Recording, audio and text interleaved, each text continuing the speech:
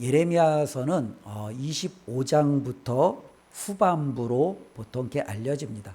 1장부터 24장까지 말씀의 특징은 하나님의 진노와 심판이죠. 하나님이 왜 진노하시고 심판의 메시지를 예레미야를 통해서 주시느냐? 유다 백성이 완악하고 하나님께 돌이키지 않았기 때문에 그렇습니다.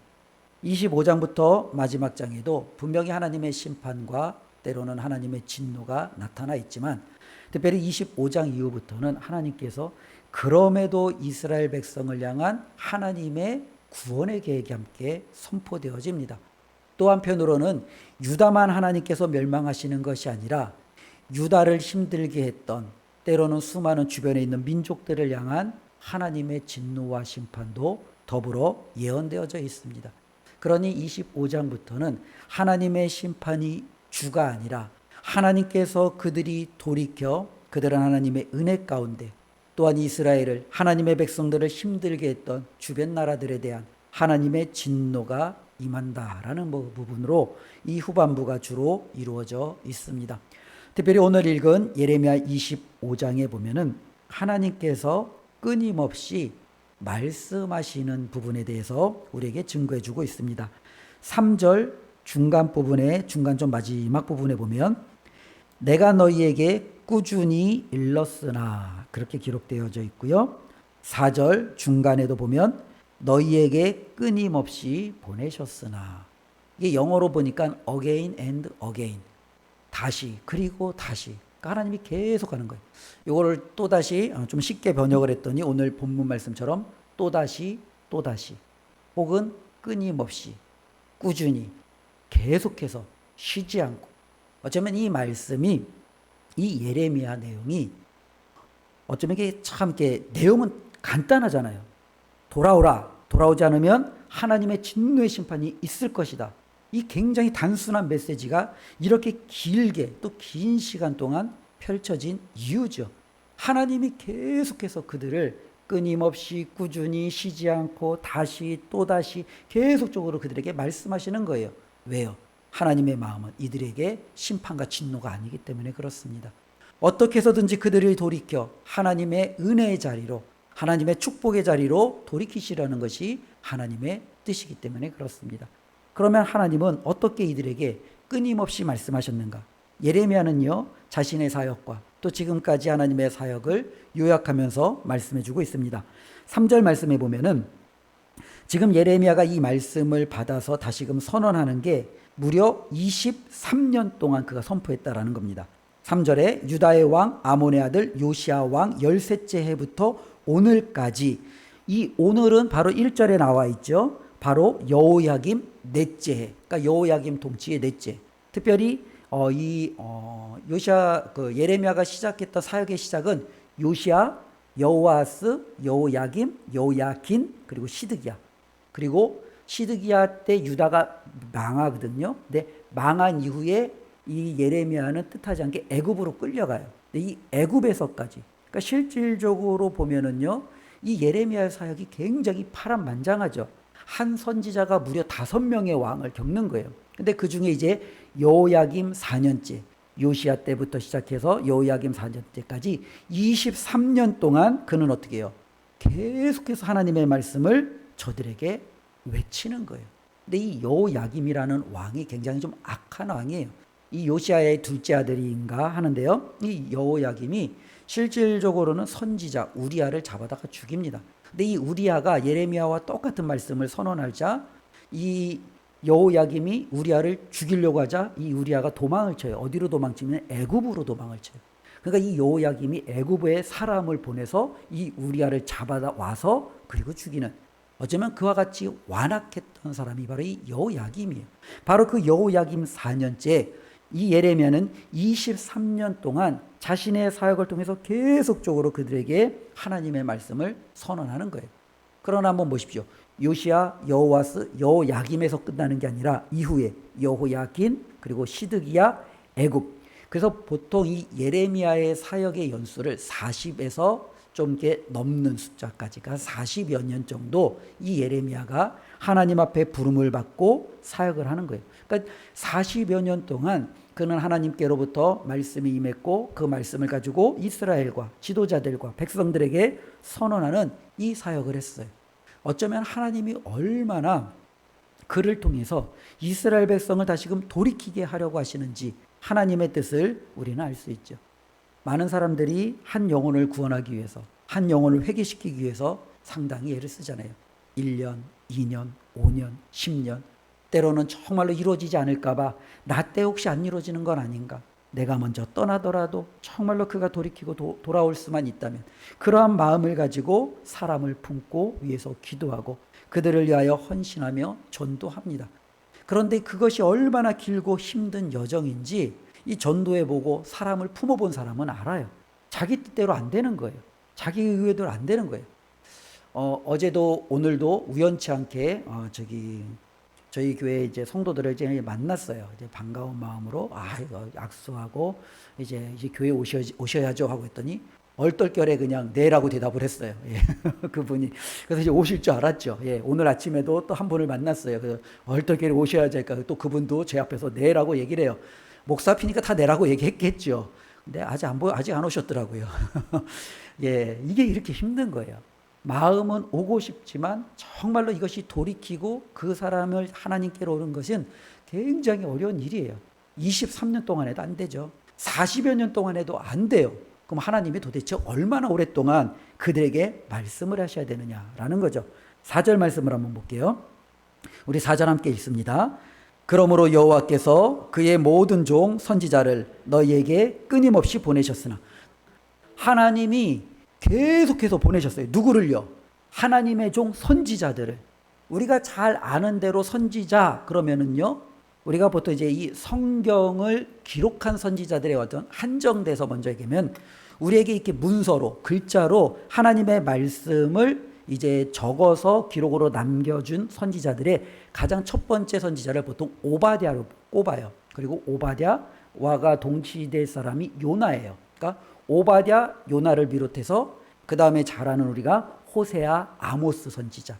그리고 이제는 우리가 이 유다가 멸망한 이후에 때로는 이 북이스라엘이 있었을 때 활동했던 혹시라도 뭐 이사야라든지 때로는 그러한 선지자들, 또 이 멸망 당시에 예레미야와 같은 선지자들, 포로기 이후에 에스겔과 혹시 다니엘과 이제 뭐 스가랴, 때로는 이제 말라기와 같은 선지자들, 이런 모든 선지자들을 보면 오바댜에서부터 이 말라기까지의 대략의 시간이 한 400여 년 정도가 돼요. 그러니까 하나님께서 이스라엘 백성을 회복시키려고 돌이키시려고 선지자들을 보내셨어요. 어떻게 해요? 끊임없이 보내셨어요. 짧게는 몇 년이요? 400여 년 동안 보내신 거예요. 근데 하나님의 말씀에 기록되지 않은 선지자들도 많이 있잖아요. 우리가 보면은 잘 아는 엘리야와 엘리사라든지, 혹은 사사시대의 하나님의 사람 선지자들이라든지, 때로는요 모세와 같은 선지자라든지, 그 이후에 있던 모든 사람들을 보면 하나님은 이스라엘 백성이 하나님을 떠나 잘못된 길로 가는 그 순간부터 계속해서 그의 종 선지자들을 보내신 거예요.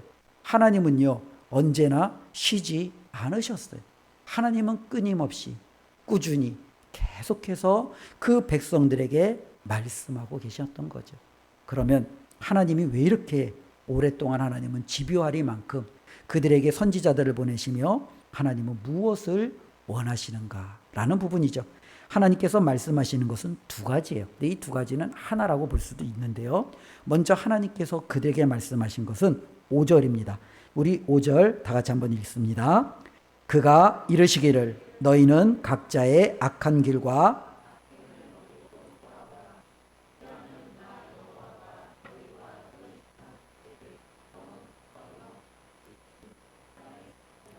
보십시오. 하나님께서 이스라엘 백성에게 선지자들을 끊임없이 보내시고 예레미야를 40여 년, 20여 년 동안 보내시면서 말씀을 주시면서 하나님이 정말로 전하고자 하는 핵심 메시지는 딱 하나예요. 뭐예요? 돌아오라예요. 하나님은 그의 백성들에게 많은 것을 얘기하는 게 돌아오라는 거예요. 도대체 뭘 돌아오라는 거예요? 그들이 잘못된 길로 지금 가고 있거든요. 그들이 하나님을 떠나 다른 이방 신상들을 섬기고 있어요. 내게로 돌아오라는 거예요. 그들이 정말로 악한 길, 공의와 정의를 버리고 불법과 때로는 자신들의 탐욕에 정욕에 찌든 삶을 살아가는 죄악된 길로 가는 거예요. 하나님이 뭐라고 그래요? 돌아오라는 거예요. 공의와 정의의 길, 내가 있는 이 길, 정말로 이곳으로 돌아오라. 하나님께서 말씀하시는 것은 다 이 한 메시지예요. 하나님은 수많은 선지자들을 통해서 그의 백성들이 잘못된 길, 하나님을 떠난 길, 때로는 공의와 정의를 벗어나 불법과 때로는 악을 행하는 그 삶 속으로부터 돌이키기를 하나님은 원하시는 거죠. 그래서 하나님은 뭐예요? 돌아오라 라고 말씀하십니다. 아마 오늘날도 하나님께서 가장 많이 하시는 말씀이 있다면 이 말씀 아니시겠습니까? 저와 여러분들이 잘못된 길에서, 때로는 세상에서 하나님을 떠난 그 길에서 하나님께로 돌아오고 하나님의 말씀의 길로 돌아오는, 이것이 하나님이 우리에게 주시는 가장 중요한 메시지고 핵심입니다. 자녀들을 키우면 이 자녀들이 잘못하는 게 있어요. 예. 제가 이제 여자 셋이랑 살면서 이제 많이 깨어진 이 환상 중에 하나가 여성분들이 깨끗하다라는 환상이에요. 예. 예, 이 여성분들이 저희 방을 보면은, 우리 특히 첫째 딸과 둘째 딸의 이 방을 보면, 이 부모님들이 다 아시죠? 예, 예. 그냥 한숨이 나와요. 한숨이. 그래서 제가 그냥 맨날 협박하죠. 너 진짜 그러면 나 이거 카메라로 찍어서 아빠 프로필 사진 한다. 카톡에다가 내가 인스타에다가 올린다. 예, 막 얘기를 하죠. 근데 저 꿈쩍도 안 해요. 그냥 이 방이 그냥 말도 안 해요. 그러면 계속적으로 신랑 일을 하잖아요. 신랑 일을 하다 되면 이제 저 같은 경우도 이제 같이 혈압이 오르잖아요. 그럼 이제 어떻게 되겠어요? 이제 협박을 하는 거예요. 너 그러면 이제 용돈 끊는다. 너 이제 외출 금지다. 너 이제는 너 방 없앤다. 너 방 차라리 아빠 이제 서재로 만들어 버릴 거다. 이제 온갖 이제 뭐예요? 협박이 막 들어가는 거죠. 근데도 신기하게 상대방이 꿈쩍도 안 해요. 뭐 하려면 하라는 거예요. 뭐 하려면 하는지, 아니 안 될 걸 알았는지 꿈쩍도 하지 않는 거예요. 하나님께서 두 번째로 말씀하시는 건 이것과 똑같은 거예요. 이스라엘에게 돌아오라. 20여 년, 40여 년, 400여 년, 수백 년 동안 돌아오라. 그러니까 그들이 어떻게 해요? 들은 척도 안 해요. 그러니까 하나님이 뭐라 그래요? 너희들 내 말 듣지 않으면 나도 가만히 있지 않을 거야. 내가 너희들에게 준 그 땅에서 너희를 쫓아낼 거야. 내가 너희에게 준 그 안식을 내가 거둬버릴 거야. 내가 너희가 정말로 알지 못하는 곳으로 너희를 다 보내버릴 거야. 너희가 정말로 지금까지 누렸던 모든 것을 빼앗고 너희는 바벨론 왕을 섬기게 만들 거야. 하나님이 어떻게 해요? 그들에게, 하나님이 정말 어쩌면은 협박하고, 하나님이 그들에게 정말로 그들의 잘못에 대해서 돌이키지 않는 것에 대한 하나님의 그 화를 말하는 거죠. 바로 9절 말씀입니다. 우리 9절 말씀 함께 읽습니다. 보라, 내가 북쪽 모든 종족과 내 종 바벨론의 왕 느부갓네살을 불러다가 이 땅과 그 주민과 사방 모든 나라를 쳐서 진멸하여. 예, 바로 하나님이 이런 거예요. 너희들 이렇게 말 안 들으면 내가 북쪽에 있는 바벨론, 특별히 이 느부갓네살을 데려다가 너희들을 쳐서 진멸할 거야. 그리고 너희들이 웃음거리, 조롱거리, 너희가 그토록 아꼈던 그 예루살렘과 그 모든 가나안 땅에서 너희를 쫓아낼 거야. 하나님이 그렇게 말씀하시는 거예요. 즉 뭐예요? 돌아오지 않으면 그에 상응하는 대가를 치를 거야 라는 게 하나님의 메시지죠. 그러니까 하나님이 이스라엘에게 말하는 메시지는 너무나도 분명한 거예요. 돌아오라. 돌아오지 않으면 내가 가만두지 않을 거야. 너희들의 그 잘못에 대해서 내가 반드시 그 책임을 물을 거야. 이게 하나님이 그의 백성들에게 계속해서 행하시는 말씀입니다. 특별히 하나님께서 이렇게 말씀하시면 우리가 때로는 오해를 하는 경우가 있어요. 야, 하나님은 그러면 결국에는 이들을 멸망시키는 것 아닌가? 하나님의 뜻은 이들을 진면시키고 영원한 조롱거리와 웃음거리가 되게 만드는 것 아닌가? 때로는 우리가 오해하는 경우가 있어요. 근데 한번 보십시오.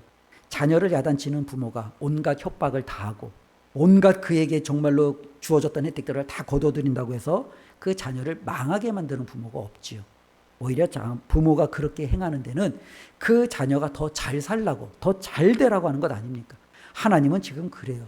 하나님이 지금 이렇게 온갖 그들이 얻기 원치 않는 이런 무서운 진노의 메시지를 쏟아내는 이면에는 그들을 이렇게 망하게 하는 게 하나님의 뜻이 아니라는 거예요. 돌이키게 하는 것이 하나님의 뜻이라는 거예요. 그래서 하나님께서는요, 이들을 영원히 멸망으로 두지 않아요. 바벨론에서 느부갓네살에 의해서 멸망당했느냐? 이제 너는 웃음거리가 되고 너희는 이제 영원히 이 땅을 밟지 못하고 너희는 영원히 나와 상관없는 이방 민족들처럼 똑같이 될 거야. 하나님은 그러지 않아요. 하나님은 어떻게 해요? 그들에게 딱 그들이 돌이킬 수 있는 만큼의 기한을 정하셨다라는 거예요. 이 기한을 정한 것 자체가 하나님이 그의 백성을 어떻게 생각하는지 아는 거예요. 기한을 정하지 않고 이렇게 심판하시면 이제는 그들에 대한 포기죠. 이제는 너희들 알아서 하라. 나 이제 너희들에 대해서 더 이상 신경 쓰지 않겠다라는 거예요. 하나 기한을 정한다는 건 뭐예요? 그 기한 안에 다시금 하나님이 그들에게 기회를 주겠다는 거죠. 다시금 그들을 하나님께서 일으키시겠다라는 거죠. 우리 11절 말씀 함께 읽습니다. 이 모든 땅이 폐허가 되어 놀랄 일이 될 것이며 이 민족들은 70년 동안 바벨론의 왕을 섬기리라. 하나님이 예레미야를 통해서 주신 말씀이에요. 돌아오라. 돌아오지 않아요. 돌아오라. 돌아오지 않아요. 그래? 그러면 내가 느부갓네살을 통해서 너희를 진멸하고 이 성을 쳐서 이 성에서 살던 너희들을 너희가 알지 못하는 모든 곳으로 흩어보낼 것이다. 그러나 70년만 내가 너희를 흩을 거야. 하나님께서 그렇게 말씀하시는 것 같아요. 하나님께서 이 70년 동안만이니 이들이 정말로 이 하나님의 진노와 징계, 해초리를 받을 때 그들은 버티면 돼요. 얼마만요? 70년만 버티면 돼요. 그러면 하나님이 우리에게 다시금 기회를 주시겠지. 우리를 다시금 이끄시겠지. 역사 속에서 하나님은요, 이 일을 이루시는 거예요. 특별히 하나님께서 남유다죠. 이 유다를 멸망시킬 때 이 남유다가요, 보통 이제 3번에 걸쳐서 멸망이 됩니다. 특별히 여호야김 4년째 예레미야가 오늘 이 말씀을 선포하잖아요. 이 여호야김 4년째가 BC 한 605년이에요. 이 BC 605년에 바벨론 느부갓네살이 정말로 유다를 침공해서 유다에 있는 많은 그 사람들을, 귀족들을 내려는 뭐랄까요, 그 기득권층들을 포로로 끌고 갑니다. 이게 첫 번째 포로로 끌려가는 사건이에요. 그때 다니엘이 어렸을 때 이제 끌려가는 거죠. 그리고 다니엘은 그 바벨론에서 자라면서 이제 바벨론에서 이제 굉장히 높은 자리까지 올라가는. 그래서 첫 번째 BC 605년 바로 이 여호야김 이 4년째에 이런 놀라운 하나님의 말씀대로 그들이 바벨론으로 먼저 첫 번째로 포로로 끌려가요. 그리고 두 번째는요, BC 597년에 또 한 번 바벨론 왕이 쳐들어와서 이제는 이 유다의 남은 백성들을 또 한 번 끌고 가요.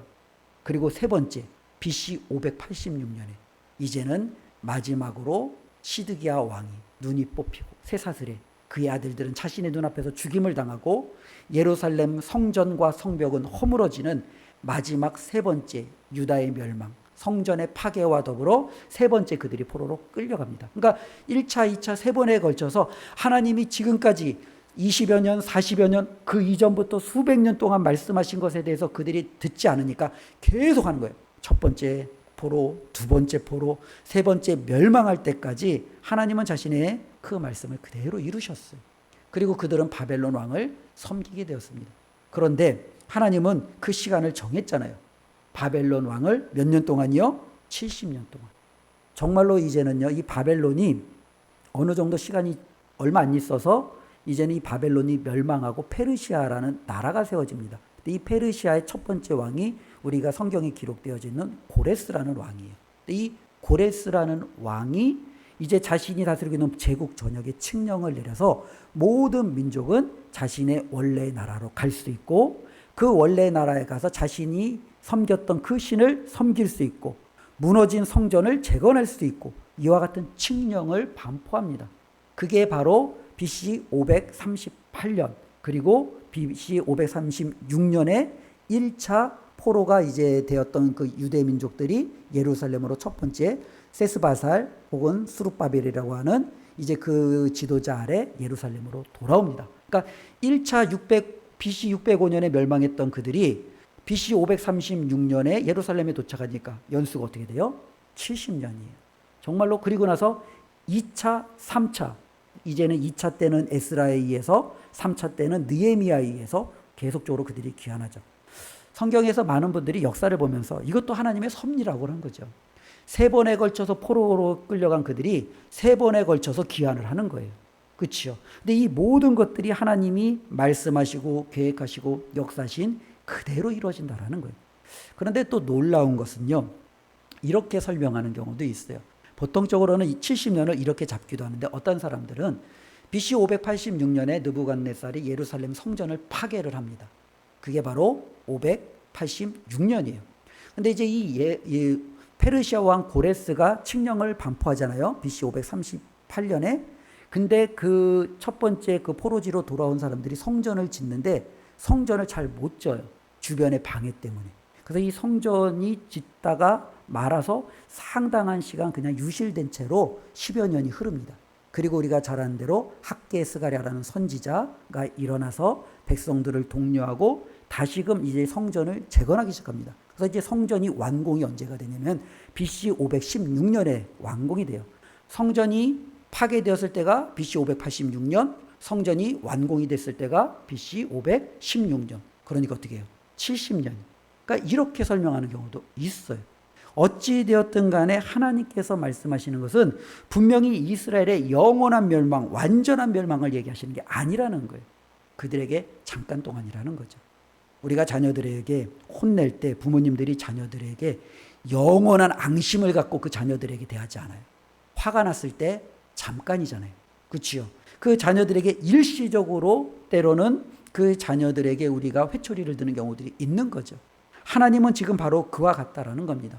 돌아오라, 돌아오라. 돌아오지 않는 그들에게 내가 가만히 있지 않을 거야. 그래, 그러면 너희들이 행한 것에 대해서 그래, 너희들 한번 그것이 얼마나 무서운 건지 한번 받아봐. 하나님이 바로 이 느부갓네살을 통해서 그들을 심판하시는 거예요.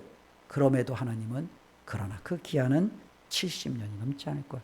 70년 후에는 내가 너희를 다시금 이곳으로 돌이켜서 너희들에게 내가 주고자 하는 영원한 안식을 내가 너희에게 허락할 거야. 이게 바로 하나님의 마음입니다. 우리가 이 말씀을 바라보면서 우리가 살아갈 때 하나님의 마음을 헤아리는 것이 그래서 무엇보다도 중요한 것 같아요. 야, 하나님은 너무 무서운 하나님이야. 어떻게 이렇게 무서운 심판을 내릴 수 있지? 우리가 이렇게 눈에 보이는, 때로는 겉으로만 보이는 이와 같은 상황을 보면서 하나님의 마음을 헤아리지 못하는 게 아니라 계속적으로 하나님 앞에 반항하고 거역하고 하나님이 싫어하는 일들만 골라서 하는 그들에게 여전히 20년, 40년, 400년 그 이상을 끊임없이 참아내는 하나님을 우리가 기억할 필요가 있다는 거예요. 하나님은 오늘도 여전히 그의 자녀들을 위해서 꾸준히 말씀하십니다. 끊임없이 그의 사람들을 보내셔서 그들로 하여금 하나님께로 돌이키는 놀라운 역사를 이루어 가십니다. 불효자 중에서 가장 불효자가 누구냐면 부모의 마음을 헤아리지 못하는 게 불효자예요. 우리가 어렸을 때 청개구리 잘 알잖아요. 그가 왜 청개구리예요? 부모의 엄마가 하는 말에 계속 반대로 하는 거예요. 마지막에도 엄마가 죽기 전에 했던 그 엄마 개구리가 죽기 전에 했던 그 말을 헤아리지 못하고 마지막에 자기가 한번 효도한다 생각하고 순종했던 그것이 어쩌면 얼마나 잘못된 것인지 우리는 그 동화를 통해서 깨닫지 않습니까? 자식이 부모의 마음을 깨닫지 못하는 것만큼 불효가 없다라는 거예요. 하나님이 이렇게까지 말씀하시고 하나님께 이렇게까지 행동하시는데 그 하나님의 마음을 깨닫지 못하는 것, 그게 바로 불효입니다. 유다는요, 바로 그 하나님의 마음을 이렇게 깨닫지 못했어요. 우리는 이들처럼 어리석은 자가 되지 아니하고 하나님의 마음을 누구보다도 잘 깨닫는 저와 여러분들의 삶이 되었으면 좋겠습니다. 하나님이 정말로 나를 얼마나 사랑하시는지 포기하지 아니하시고 계속해서 또다시 말씀하시는 하나님.